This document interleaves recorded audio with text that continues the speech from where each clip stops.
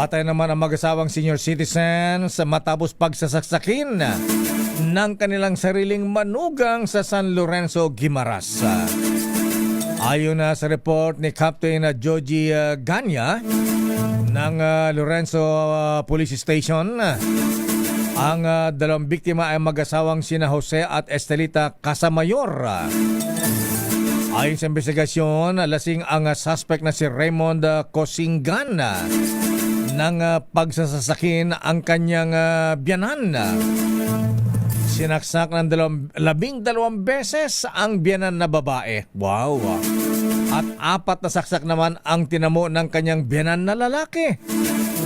Ayon sa report ng pulisya, masama daw ang loob ng manugang ang suspect sa kanyang mga biyanan dahil siya ay parating pinagsasabihan kapag nagdadala ng chiching sa kanilang bahay. Ala na konsintihin. Simula nung mamatay ang kanyang misis, byudo pala. Ayan, pero kahit kung magalit Bakit sa biyanan, nananakit? ayan, huwag namang saksakin, huwag namang patayin.